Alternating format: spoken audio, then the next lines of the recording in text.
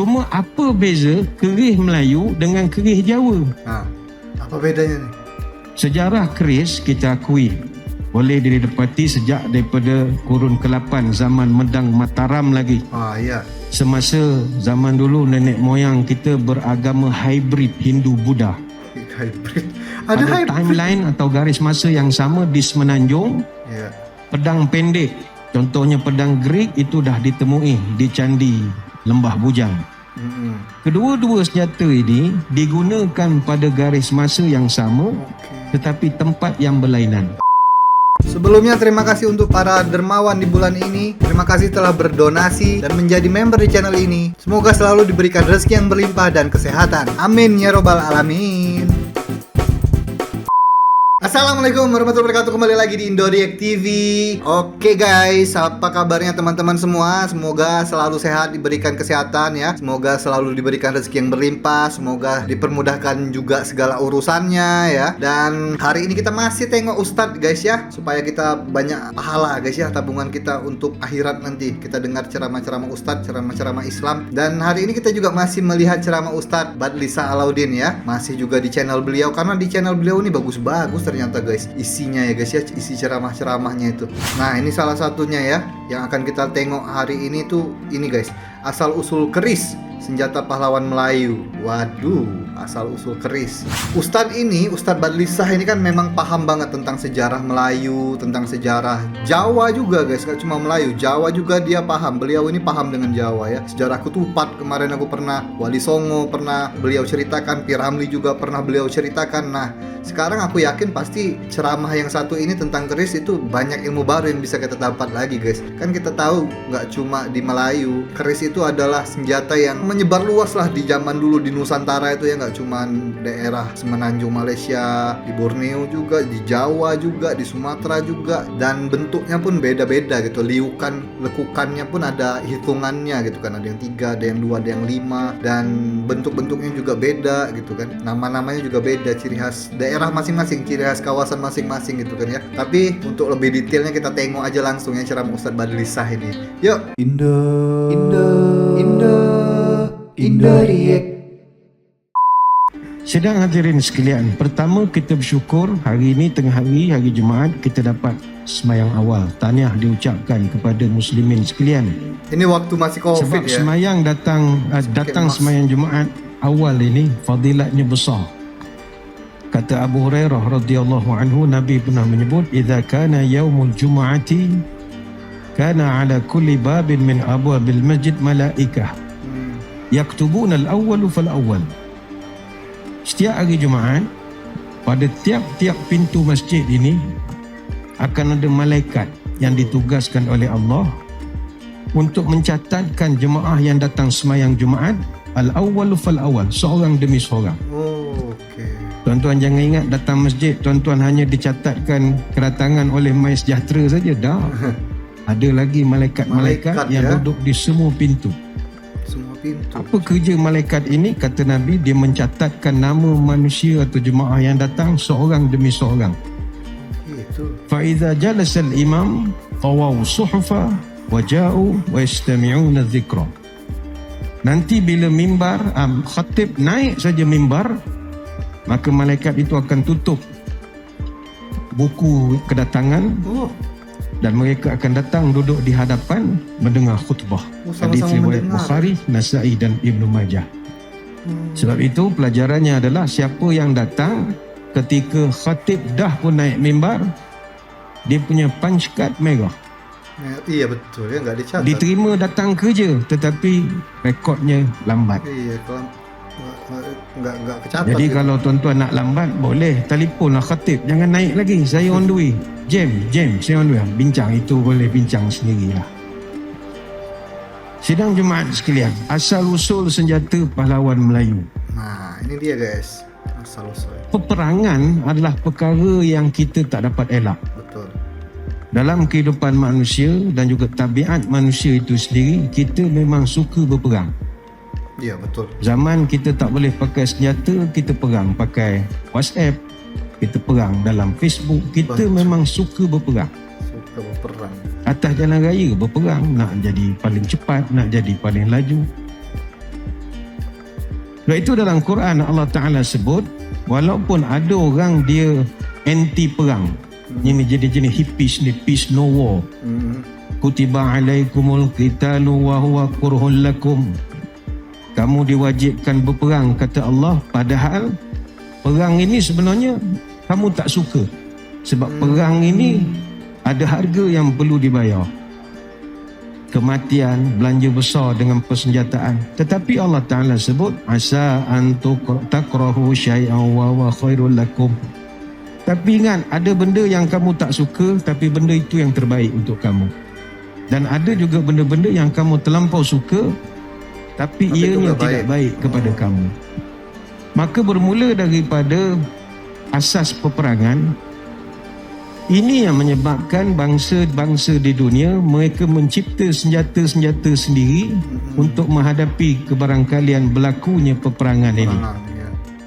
Dalam konteks sejarah Melayu, pengkaji-pengkaji sejarah telah menulis banyak bab tentang peperangan ini. Dan subjek tentang peperangan di alam Melayu ni banyak. Dia kaji dari aspek apa punca peperangan. Mereka kaji siapa individu ataupun organisasi ketenteraan yang terlibat dalam peperangan. Apakah jenis-jenis senjata dan alat kelengkapan perang yang digunakan. Apakah strategi perang yang digunakan. Banyak angle-nya. Dalam kesempatan masa kita tengah hari ini, kita hanya fokus kepada isu senjata saja. Senjata. Keris tadi ya? Pertama, apa makna senjata? Senjata berasal daripada bahasa Sanskrit. Iaitu perkataan sajjata. Sajjata maknanya kesiapsiagaan. Senjata memang ada hubung kait dengan kesiagaan. Tuan-tuan sekarang masuk masjid semua tak bawa senjata. Tuan-tuan tak bersiap sedia untuk sebarang kemungkinan. Orang yang sentiasa ada senjata, dia sentiasa berfikir kemungkinan yang berlaku. Sebab itu bila tentang kesiapsiagaan, kata Uqbah bin Amir, aku pernah mendengar Nabi membaca satu ayat di atas mimbar. Wa u'iddu lahum mastata'tum min quwwah, dan bersiap sedialah kamu menghadapi musuh dengan segala kekuatan yang kamu boleh sediakan. Di surah Al-Anfal ayat 60. Kemudian Nabi menyambung, ala innal quwwata ramyu, ala innal quwwata ramyu, ala innal quwwata ramyu. Ketahuilah kamu semua, kekuatan itu adalah melempar panah. Melempar panah. Kekuatan itu adalah melempar panah. Kekuatan itu adalah melempar panah. Hadis riwayat Imam Muslim. Sampai 3 kali diulang. Sebab itu dalam peperangan, subjek senjata Melayu ini begitu menarik untuk kita bahaskan. Dalam mana-mana peperangan tidak akan lengkap apabila serangan dilancarkan tanpa senjata. Betul. Ini kerana senjata adalah salah satu elemen paling mustahak yang diperlukan oleh mana-mana pahlawan, bukan sekadar untuk menyerang musuh, tapi kita nak lindung diri kita sendiri. Ya, betul. Untuk proteksi. Sebab itu senjata Melayu ada dua bentuk. Pertama senjata defensif, satu senjata ofensif. Senjata defensif ini yang bersifat perlindungan, perisai, topi besi, pelindung leher. Dan ini orang Melayu champion. Ini saya akan terangkan.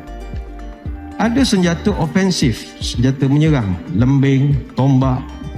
Termasuklah senjata api yang memerlukan kepada ubat peledak ataupun peluru seperti meriam, senapang, pistol. Dan ini juga Melayu champion buat benda ini. Secara amnya, senjata yang sering digunakan oleh orang-orang Melayu itu adalah senjata-senjata pendek ataupun senjata tikam, badik, jambiah, tumbuk lada dan yang lain-lain. Tumbuk lada. Namun begitu, disebabkan ada juga pengaruh daripada budaya luar, orang Melayu telah berfikir untuk menggunakan senjata bentuk lain seperti meriam dan juga senapang. Senjata ofensif ini kita klasifikasikan kepada dua komponen. Satu dipanggil senjata sejuk, satu dipanggil senjata api. Oh, ya. Senjata sejuk merujuk kepada senjata-senjata pendek. Dan juga senjata-senjata tempur jarak jauh. Ini kita panggil senjata sejuk. Istilah sajalah. Ya. Dan ada pula senjata-senjata yang dipanggil senjata api yang memerlukan ubat peledak. Betul. Pistol, senapang, meriam, rentaka, lela dan bagai-bagai lagi. Apa contoh senjata pendek ataupun senjata tikam? Adik tadi. Pertama sekali, sudah pasti tidak bukan kerih. Keris. Ya. Kerih ini adalah senjata kebangsaan Melayu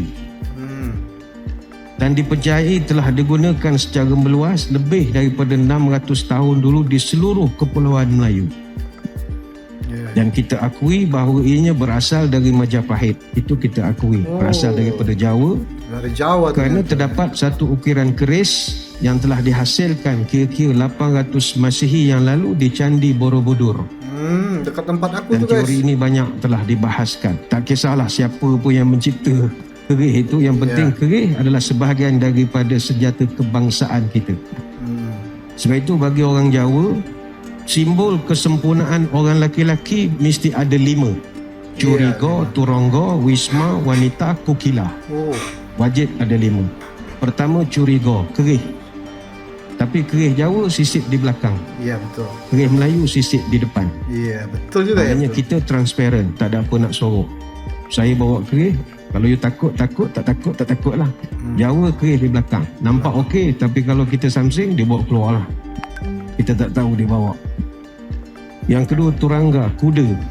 Yang ketiga wisma, rumah. Kemudian wanita. Dan yang kelima kukila. Kukila ni burung. Burung 2 jenis lah. Burung betul ataupun burung yang tuan-tuan simpan itu. 5 benda ini mesti ada untuk kesempurnaan seorang lelaki. Sebab itu bagi orang lelaki yang berkeris, yang kita panggil pekeris. Tuan-tuan nanti boleh tengok di luar di foyer. Ramai yang sedang berkerih. Orang berkerih ni kita boleh kenal dia dengan menengok kerih dia. Dia buka saja kerih, kita tahu dia siapa. Itu sampai kepada peringkat identiti. Kalau orang berkerih luk 3, ini pendekar. Liukan ni. Tuan-tuan janganlah buat kelakar lebih-lebih kurang sangat. Ini pendekar. Pendekar liuk 3. Kalau luk 5, ini orang pandai bercakap. Ceramah, ustaz, biasa luk 5. Kalau luk 7, ni pemerintah, karisma pemerintah. Luk 9, raja. Kalau luk 11, ini orang meniaga, cita-cita tinggi, buat bisnes. Kalau luk 13, itu berani mati. Itu anytime, jenis pancung tak bertanya punya orang. Ajak tumbuk pergi, dah pukul baru tanya, apa yang kau suruh aku pukul? Sampai begitu. Ni luk 13. Luk 13 ya. Sebab itu kalau kita tengok falsafah kerih di seluruh dunia, antara falsafah kerih Melayu dengan falsafah kerih Jawa sama. Contohnya ketika kita nak menyisipkan kerih di pinggang, sama saja falsafah. Kalau hulu keris dihadapkan ke arah badan, sama ada di bahagian depan ataupun belakang, maknanya orang itu datang dengan aman, peace. Dia datang ke masjid, kerihnya dihalakan ke badan dia. Itu saya datang dengan aman. Tapi kalau dia datang kerih kepalanya itu menghala ke kita, itu nak ajak bertumbuk. Ada artinya kita semua. Datang, dia datang, kita tahu dia nak ajak bergaduh. Sebab itu dalam Talibun, ni puisi lama lah, ada 4, 16, 20 baris. Dia ada sajak. Dia menggariskan tata cara pemakaian keris. Ada table manner-nya. Memakai keris tersisip sebelah kiri, keris beradat berlembaga. Kalau memakai keris terlentang, itu tanda mencari lawan. Bagai ayam kokok berdentang, masuk ulu balang, masuklah gelanggang. Elok dipakai di tengah hutan atau belayar di tengah laut untuk menjaga diri sendiri. Kalau keris sampir tertungkup, keris tidak mencari lawan, keris tidak mencari musuh. Yang dipakai dalam jamuan, yang dipakai pergi bertandang. Berbelit punca wali, berselubung sampai ke hulu. Tanda beradat berketurunan, patut disebut keris terap dan bagai-bagai lagi. Wah, keren saja. Jadi kita zaman dulu, nenek moyang kita, tengok orang tu menyelit keris, kita tahu apa niat dia. Itu dari falsafah dia. caranya aja, cara. Dan dalam konteks sekarang, kalau konteks tuan-tuan aja. pergi ke Balai Rung Sri, masuk istana mana-mana, di alam Melayu, kalau masuk istana, menghadap Tuanku Sultan, hanya keris berhulu Jawa demam dan pekaka saja yang dibenarkan untuk berada di Balai Rung Sri. Sama juga dalam tradisi masyarakat Jawa, hanya keris yang bersampir ladrang saja yang dibenarkan untuk berada di dalam keraton. Selain daripada itu, semuanya membawa maksud nak ajak bertumbuk. Falsafahnya. Itu yang pertama, orang Melayu keris. Senjata pendek yang kedua, badik. Badik, ya badik. Badik secara umum ada 3 badik. Badik Sulawesi, badik Sumatera. Jawa, badik Sumatera. Sumatera ya, Dan badik. penggunaan badik ini sangat berkembang. Aku banyak banget punya bapak aku dulu guys, badik itu banyak banget di rumah itu guys. Kalau di Sumatera banyak banget badik itu. Ada racun-racunnya gitu guys. Ada racun apa gitu, racun kodok lah, racun apa, banyak racun-racunnya. Kalau kena sedikit kayak gitu, dikit aja kena, set gitu. Langsung guys, langsung nyebar itu racunnya, langsung ada yang bisa mati, ada yang bisa tangannya langsung busuk gitu. Wih, bahaya tuh badik itu. Khusus selepas Inggeris menjajah tanah Melayu. Sebab Inggeris dia kerana dia takut dengan kerih, dia keluarkan arahan supaya orang Melayu tak dibenarkan bawa kerih ke mana-mana. Dan undang-undang tu sampai sekarang. Sampai segitu. Disebabkan tak boleh bawa kerih, kita kreatif buat badik kecil sikit. Yang ketiga, jambiah. Jambiah. Jambiah ni senjata pendek berasal daripada Timur Tengah. Oh. Biasanya dia ni istimewa sebab mata dia bengkok. Mata dia. Lebih kurang badik juga tapi besar. Okey. Yang keempat, lawi ayam. Lawi ayam. Senjata pendek. Sejenis pisau yang melengkung juga macam kerambit. Oh, iya, Dia tahu. punya mata pun Taji. hampir bengkok. Taji ayam. Tapi dia punya bengkok tu tajam di hujungnya. Itu dipanggil lawi ayam. Lawi ayam ya kalau di Yang Malaysia kelima, tumbuk lada. ya. Tumbuk lada. Juga sejenis senjata tajam sama seperti badik ataupun pisau, dan ia berasal daripada Sumatera. Dan kalau pembesar di Negeri Sembilan, ini sebahagian daripada alat istiadat mereka. Tumbuk lada. Dari Minangkabau. Ada pula itu senjata kayaknya. orang Melayu ni yang dipanggil senjata defensif. Okey. Selain memiliki senjata ofensif untuk pertempuran, senjata jenis defensif juga sangat diperlukan. Okey. Sebab itu senjata ini adalah untuk nak mempertahankan kita daripada serangan. Tak guna kita kalau pakai kerih tapi tak ada defensif Defensif. untuk diri Ya, betul, sendiri. betul. Pakaian main bola pun ada guard, pakai kaki alas macam-macam. Ini pula nak berperang. Betul. Maka senjata defensif ada 2. Pertama, body armor. Body armor ni dipanggil baju zirah. Baju zirah ya. Baju zirah dia satu bentuk pakaian seragam yang memberi perlindungan terhadap senjata ketika pertempuran. Betul. Dan sejarah baju zirah ataupun body armor ni begitu lama lagi. Dari Yang zaman kedua adalah Nabi perisai. Zulkarnain itu kayaknya ya. Saya nak kongsikan pada tengah hari ini, Perisai.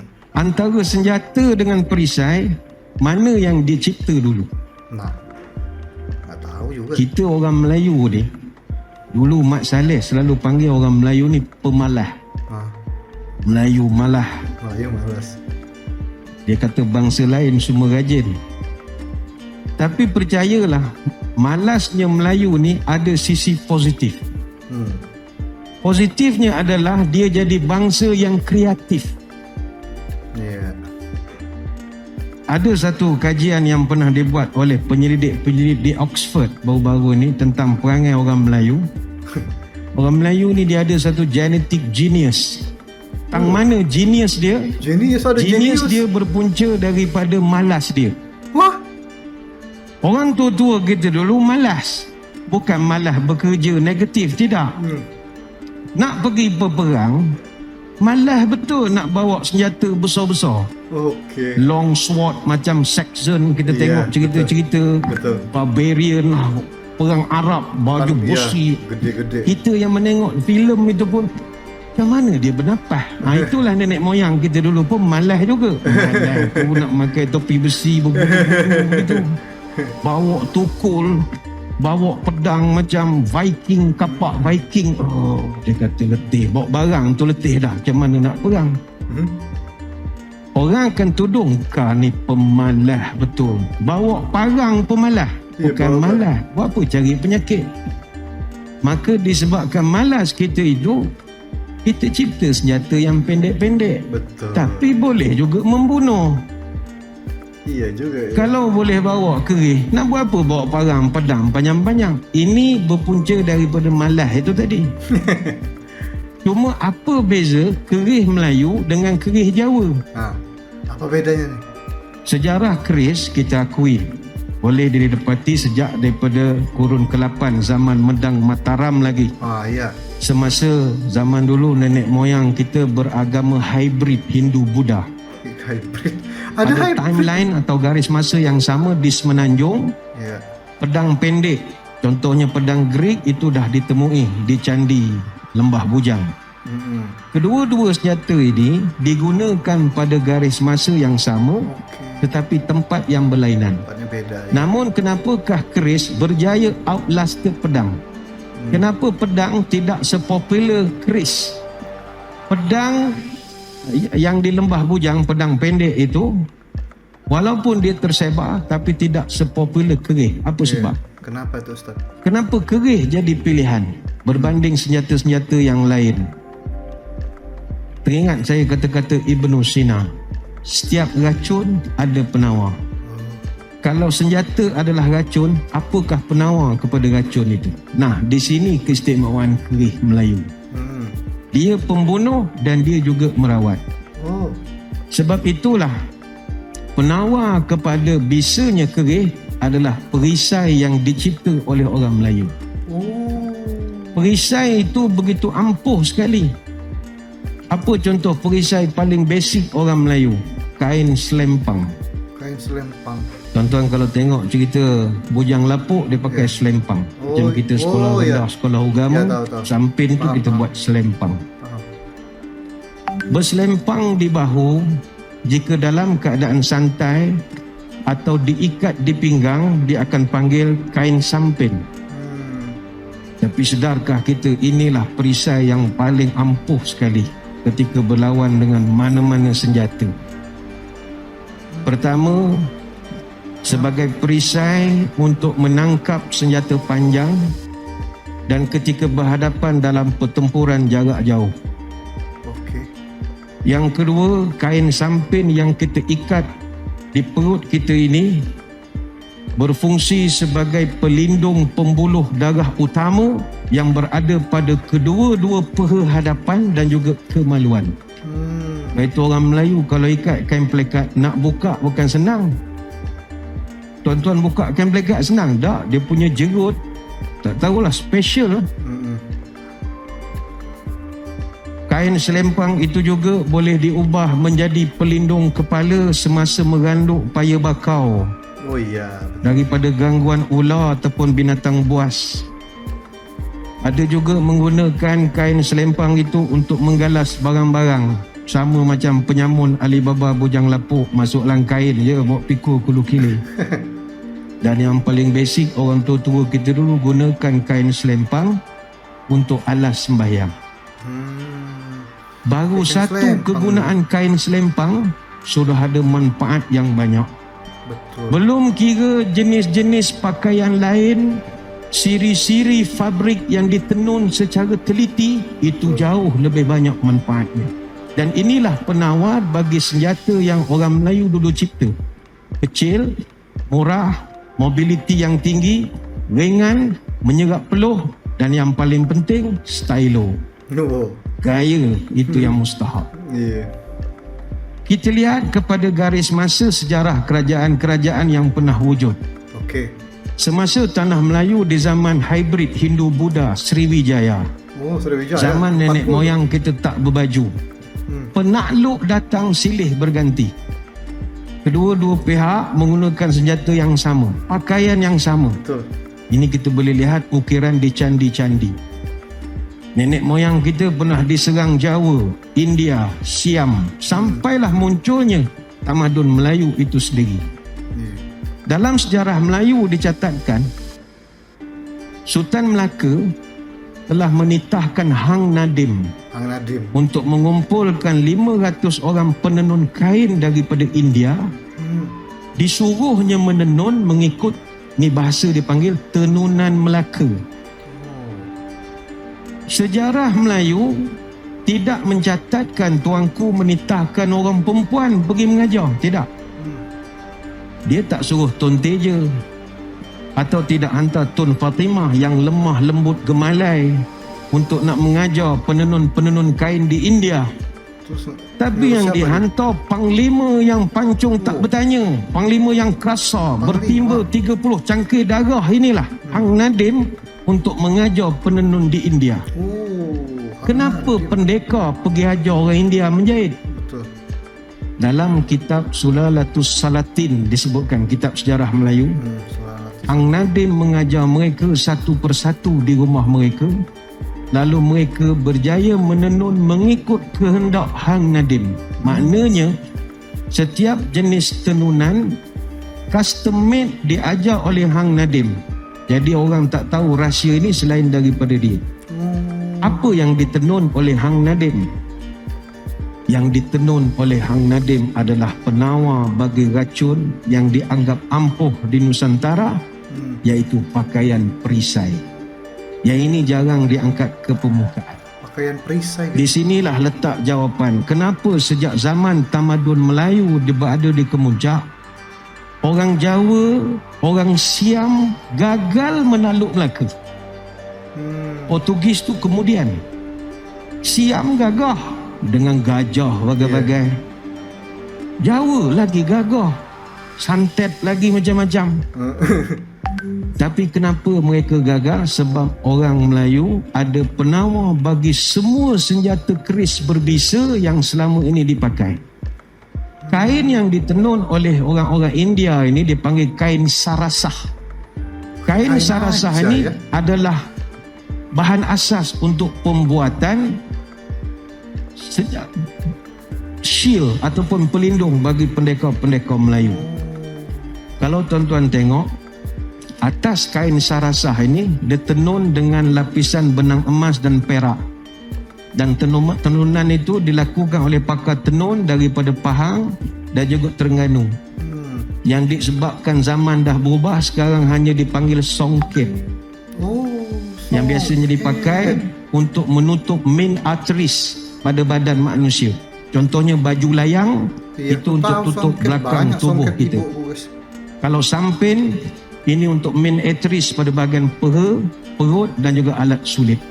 Tapi memang mahal guys harga songket itu guys di Palembang itu guys ya, di tempatku. Wah, mahal banget harganya songket itu guys. Memang tenunannya beda gitu ya, bahannya juga beda gitu. Sekali lagi disebabkan oleh kemalasan Melayu yang teramat sangat ketika itu, maka kita cipta kain perisai bagi menggantikan perisai besi ataupun baju kain besi yang berat-berat macam yang dipakai oleh orang-orang Vikings, Rom, Parsi dan ramai lagi. Apa guna kita nak mengusung tabung ubat first aid kit ke hulu ke hilir leceh? Kita pakai saja kain limar yang biasa ditenun di Terengganu. Hang Tuah membalut luka Hang Jebat di perut menggunakan kain limar yang berbenang dan juga warnanya sebenarnya adalah direndam di dalam herba dan larutan ubat yang boleh menghentikan pendarahan. Membolehkan Hang Jebat lepas dibalut dengan kain limar mengamuk pula selama 40 hari 40 malam selepas dibalut lukanya. Dibalut pakai kain itu ternyata ada kandungan herbal sama obat ya guys ya. Warnanya itu jadi langsung sembuh kalau dibalut pakai itu. Wah, keren, luar biasa ya orang-orang zaman dulu ya. Sebab itu kalau tuan-tuan selalu menengok drama-drama filem Melayu lama, mana-mana orang yang berjasa kepada negeri, Tuanku Sultan akan menganugerahkan sepersalinan pakaian. Pakaian sepersalinan. Tuan-tuan, pakaian sepersalinan itu bukan kaleng-kaleng. Sepersalinan kain yang diberikan itu adalah darjat paling tinggi dalam siasah budaya, melebihi daripada adat-adat kebiasaan yang lain. set persalinan lengkap yang tuanku kurnia daripada kepala sampai kaki itu adalah set perisai melawan keampuhan keris yang datang dari seluruh Nusantara. Sebab itu orang yang diberi persalinan lengkap ini akan ditinggikan derajatnya, dapat datuk, jadi laksmana, jadi orang-orang kaya. Begitu hebatnya teknologi fabrik Melayu, sampaikan Portugis menyenaraikan penenun-penenun kain dari Melaka dalam manifest mereka kargo paling utama ketika mereka nak berangkat balik. Dalam senarai kerugian masa karamnya kapal Flora de la Mar, antara yang mereka rekodkan adalah penenun-penenun kain. Orang yang mengkaji rekod ini heran. Kenapakah Portugis memasukkan senarai penenun-penenun kain sebagai kargo paling utama dalam senarai kerugian Saking ketika spesial. Flora de la Mar tenggelam? Kenapa Portugis colek penenun kain? Why? Apa sebab you colek tailor? Pasti ada Colek sebab. tukang buat baju. Kenapa tak colek tukang masak? Mm-mm. Tak colek hulu balang? Atau wanita-wanita cantik? Betul. Sebab mereka nak memindahkan teknologi pakaian perisai yang tidak pernah wujud di barat sampailah abad ke-21 apabila terciptanya Kevlar. Kevlar, iya. Baiklah tuan-tuan, kita selalu membicarakan kehebatan keris dan senjata yang dikongsi oleh tamadun Nusantara lain. Orang Batak ada keris, Jawa ada keris. Maka apa hebatnya keris Melayu? Keris Melayu hebat bukan pada kerisnya, tapi pada perisai. Betul ya. Ditikam oleh orang disebabkan struktur pabrik itu dilapisi dengan emas dan perak seperti pada songket yang kita lihat sekarang, menyebabkan ia sukar ditembusi. Orang putih dia rajin, dia buat baju besi. Kita malas sikit, kain tu kita buat emas. Itu cerdiknya nenek moyang kita. Iya. Karena malas jadi kreatif ya. Itu senjata pendek. Orang tua-tua kita dulu juga membuat senjata-senjata panjang. Apa contoh senjata panjang? Golok. Golok ya. Golok ni sejenis parang Tombak. yang ada mata yang agak panjang daripada biasa. Kata pakar-pakar membuat golok, golok ni nama untuk parang yang ada sarung. Kalau parang tak bersarung, itu baru panggil parang. Jadi kalau parang tuan-tuan dalam bonet kereta tak ada sarung, itu panggil parang. Parang. Tapi kalau ada sarung, dia panggil golok. Golok. Dan golok ini banyak jenis, diklasifikasikan ikut tempat. Golok perak, golok jawi pekan, golok bugis dan sebagainya lagi. Banyak golok ya. Kemudian senjata panjang orang Melayu hulu balang dulu juga adalah parang. Parang ni pun ada banyak jenis lah. Parang belitung, parang cengcong, parang landing, parang puting dan macam-macam lagi. Dan nama-nama parang ini ada disebutkan dalam kesusastraan Melayu, sebagai contoh buku Tuhfatun Nafis dan banyak lagi. Kemudian apa lagi senjata panjang orang-orang Melayu? Lembing dan juga tombak. Ya. Lembing sama tombak. Sejak zaman prasejarah lagi, Iya. lembing dan tombak ini adalah alat untuk dibuatkan memburu, Berburu, pertarungan ya. dan bagai lagi. Yang keempat, senjata orang tua-tua kita dulu, kelewang. Kelewang. Kelewang ni sejenis senjata parang panjang yang bilahnya melengkung. Dan ada kalanya muncungnya dibengkokkan ke bawah sebagai paruh burung. Kelewang ini sama juga sejarahnya, berasal daripada Indonesia dan antara kawasan yang sering menggunakan Tahu kelewang ialah orang di Sumatera Barat, Iya. Aceh dan juga Bali. Kalau di semenanjung kita ni, kelewang amat popular di negeri sebelah utara, Perlis, Kedah dan juga Kelantan. Dan kelewang ni juga dikenali dengan pelbagai nama. Kalau di Sarawak dia panggil parang panjang. Di Kelantan dipanggil golok jambu ataupun kelewang Kelantan. Golok jambu. Kalau orang Eropah, mereka juga kenal dengan kelewang dengan nama bastard sword, mereka panggil. Bastard Fungsi sword, kelewang ini dia tidak macam parang. Parang boleh menebas. Tapi kelewang ni biasa untuk ganting, dahan anak kayu, akar berjuntai dia boleh lah. Tapi walaupun dia tidak sehebat parang, kalau tusuk ke dalam perut, tuan-tuan pusing, keluar perut habis. Itu terornya dia orang buat senjata-senjata begitu. Ada pula senjata tempur jarak jauh. Pertama, anak panah dan juga busur ataupun busar. Yang kedua, sumpit.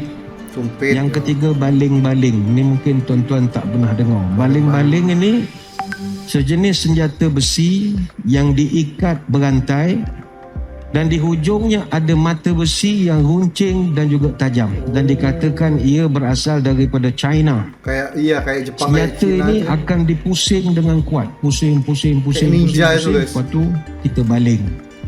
Dan memerlukan orang yang berbadan tegap, badan besar untuk dibaling dengan jauh. Kalau betul cara balingnya boleh mencatatkan rekod dunia, tapi syarat sila duduk dalam bilik menunggu ikut masa yang ditetapkan. Itulah boleh diiktiraf. Senjata yang seterusnya adalah senjata api. Nah, senjata api. Ramai di kalangan anak cucu yang main game PUBG dan bagai-bagai, mereka sangka nenek moyang mereka dulu pakai keris saja. Kita nak terangkan pada tengah hari ni yang adik-adik main game tembak-tembak tu mana datang semangat main game? Sebab nenek moyang awak dulu juga adalah orang main game, tapi bukan main game serupa kamu, perang betul.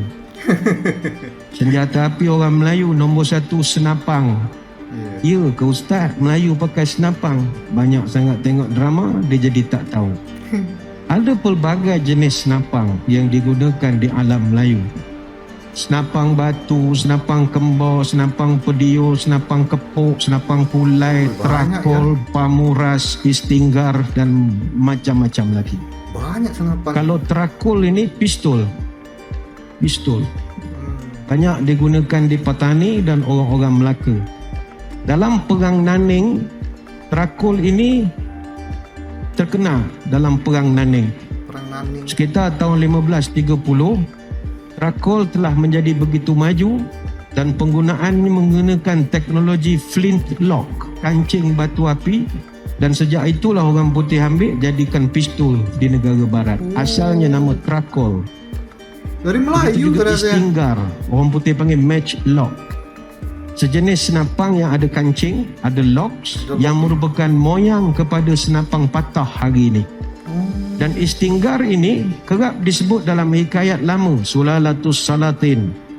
Itu juga dalam hikayat Megat Trawis. Hingga kan dalam hikayat Megat Trawis dikatakan Megat Trawis berjaya membunuh seorang hulu balang yang kebal, nama Tun Saban.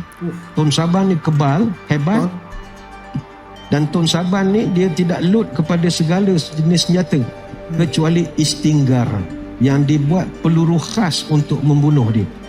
Jadi istinggar yang digunakan untuk membunuh Tun Saban ini dikatakan adalah hadiah daripada ulama Hadramaut kepada Raja Pagaruyung zaman dulu.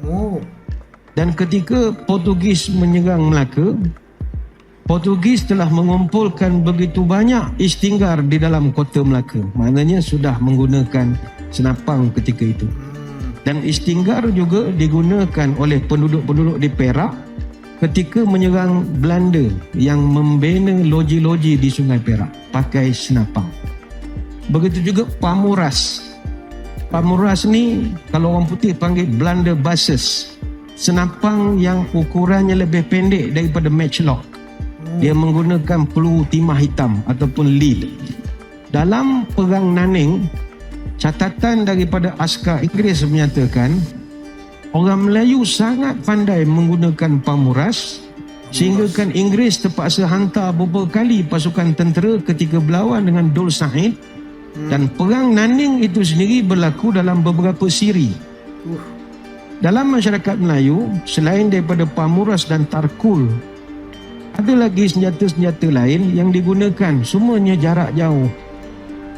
Dan penggunaan pamuras lebih kerap digambarkan dalam peristiwa perang Melayu berbanding istinggar ataupun flintlock musket. Terutama senapang. Yang kedua, orang tua-tua kita dulu ada senjata yang dia panggil meriam. Dalam sejarah dan kebudayaan Melayu Nusantara, meriam kita pecahkan 4 kategori. Meriam besi, lela, rentaka, ekolotong. Apalagi Rentaka ni meriam mudah alih pertama di dunia. Dia ala-ala man-PADS, Man Portable Air Defense System. Boleh bawa kulu kilih. portable pertama di Orang dunia. Melayu kan malah nak bawa meriam besar-besar, jadah apa, nak mikul naik kapal berat. Kita reka kecil sikit. Ini malasnya Melayu perlu dipandang positif. Iya. Jadi Secara kreatif. bahasa Inggeris sekarang kenal dengan satu alat dia panggil lantaka. Ni tuan-tuan boleh Wikipedia. Lantaka gabungan antara lela dan rentaka. Dan bangsa penjajah pertama yang merasa penangan rentaka Sepanyol. Terkejut dia tengok orang Melayu boleh letak atas bahu macam main man-PADS ni. Biasa nak kena ada tukang jolok macam-macam. Dah tak atas bahu Wah, gila. Bangsa penjajah Zaman Sepanyol dulu ketika ya. itu menggelarkan sebagai harquebuses ataupun portable cannon, swivel Portable guns, cannon. meriam mudah alih direkodkan dalam sejarah. Dan pahlawan Moro di antara pahlawan rumpun Melayu yang dikatakan sebagai pembuat rentaka terbaik. Dan orang Moro telah menggunakan rentaka ini sebagai senjata api utama ketika diserang oleh Sepanyol dan ketika mereka menyerang kapal-kapal Sepanyol. Dan tentera Sepanyol sangat takut dengan rentaka ini sebab menyebabkan kematian walaupun senjatanya nampak kecil. Selain daripada kerajaan Moro, kerajaan Brunei juga dikenali dalam sejarah sebagai antara pengeluar rentaka terbanyak dan terbaik di alam Melayu. Sebab itu kebanyakan daripada rentaka yang ada di muzium seluruh dunia sekarang ini asalnya dua tempat saja. Kalau tidak Brunei, Filipina. Antara dua itu saja. Dan di semenanjung kita ini, termasuklah di Jawa dan Sumatera, penggunaan rentaka agak kurang. Terutamanya selepas kejatuhan Kesultanan Melayu Melaka. Sebagai kesimpulannya, muslimin sekalian, kita pada tengah hari ini bukanlah nak berbangga-bangga dengan kehebatan nenek moyang kita, tidak. Iya, betul. Kita juga tidak mahu menjadi satu bangsa yang terimbau dengan glory of the past, terimbau dengan keagungan masa silam. Selalu ya. Sudahlah Ustaz cerita nenek moyang, sekarang orang Melayu entah apa-apa. Tuan-tuan sekalian, kita bawakan perbahasan ini untuk menunjukkan bahawa segala kata-kata nista mengatakan kita bangsa bodoh, pemalas dan sebagainya, itu hanyalah tomahan yang tidak benar. Betul. Kita malas, tapi bukan malas bekerja, malas serabut. Jadi kita akan berinovasi mencipta benda yang nak mengimbangkan kemalasan kita itu. Betul. Bukanlah Kreatif, malas dalam arti kata negatif. Ya. Sebabnya kita kena ingat, senjata hebat macam mana pun tanpa ada unsur lain kita tak akan berjaya. Kerajaan Melayu Melaka dulu, mereka ada 3,000 meriam di kota Melaka. 3,000 meriam. Tapi kenapa mereka boleh kalah dengan 12 meriam Portugis saja Nah, yang dibawa oleh 15 buah kapal? 1,500 orang Portugis boleh menang berlawan dengan 22,000 askar Melaka. nah, Why? What is the because? The because is kerana ketika itu nenek moyang kita bukan hanya berhadapan dengan Portugis, tapi kita berhadapan dengan perikatan ataupun gabungan tentera Portugis yang bekerjasama dengan kerajaan-kerajaan kecil di Sumatera dan juga di Jawa. Askar-askar upahan dari Goa di India, orang daripada Jawa dan daripada Siam yang memang berdendam dengan Melaka sebab tak pernah menang, ditambah pula dengan pembelot dan pengkhianat dalaman, termasuklah peniaga-peniaga asing, expatriat yang kita panggil sekarang ni, orang-orang luar yang duduk di Melaka ketika itu, termasuklah orang Melayu sendiri ketika itu. banyak yang Maka perikatan beriang. ataupun gabungan inilah yang telah meluluh lantakkan kerajaan Melaka ketika itu. Maka mudah-mudahan sejarah ini menjadi pelajaran kepada kita anak cucu Amin. bahawa InsyaAllah. nenek moyang kita senjata memang hebat, Hebat. tapi kalau hidup dikhianati sampai bila-bila pun kita tidak akan berjaya. Betul. Banyak nak diterangkan, tapi saya kira sekadar itulah saja sembang-sembang pada tengah hari ini. Sekali lagi saya mengucapkan ribuan terima kasih di atas undangan, khusus kepada rakan-rakan daripada masjid dan khusus juga kepada Empak Engku yang dimuliakan Tengku Kaya Mahdi Jaya Sepang, Tengku Datuk Dr. Jamaluddin bin Tengku Mahmud Shah Al-Haj ibni Almarhum Sultan Alauddin Sulaiman Shah, yang sudi mengadakan majlis ataupun program pameran dan jualan keris dan tanjak yang saya kira julung-julung kali diadakan di mana-mana masjid dalam dunia lah. Saya ingat ni antara yang pertama lah, bersilat dan berbagai lagi. Indo React. Wah, itu dia tadi guys ceramah Ustadz Badli Sahaludin yang membahas tentang sejarah keris. Wih, detail banget tadi guys ya, secara mendetail tentang senjata-senjata Melayu zaman dulu. Ternyata nenek moyang bangsa Melayu itu memang persenjataannya tuh luar biasa. Nggak cuma pakai badik, nggak cuma pakai keris dan lain-lain gitu kan ya, tapi juga membuat perisai dari kain, macam kain songket tadi, direndam pakai herbal dan obat-obat, dan itu menjadi salah satu penawar racun, penawar bisa dari keris itu ya. Senjata api tadi banyak banget sudah diciptakan oleh bangsa Melayu. Ternyata ilmu-ilmu kita juga dicuri oleh bangsa-bangsa asing, bangsa-bangsa Portugis, Spanyol, penjajah dulu zaman dulu. Dan ilmu-ilmu senjata api dan senjata orang-orang Melayu itu diterapkan di barat sana sekarang ya. Sebenarnya bangsa Melayu dan Nusantara itu sebenarnya hebat guys. Zaman dulu itu ditakuti banget ya, tapi karena mungkin ya kita gampang dihasut, gampang buat berpecah belah gitu kan ya. Jadi ya hilang semua itu ya. Semoga video ini dapat memberi kita manfaat lebih, dapat memberikan kita ilmu lagi. Dan mungkin itu aja untuk video kali ini, cukup sampai di sini aja. Terima kasih untuk teman-teman yang sudah menonton video ini. Terima kasih untuk teman-teman yang sudah menjadi member VIP channel ini. Dan assalamualaikum warahmatullahi wabarakatuh. Bye bye. Sayonara, sayonara, sampai berjumpa lagi.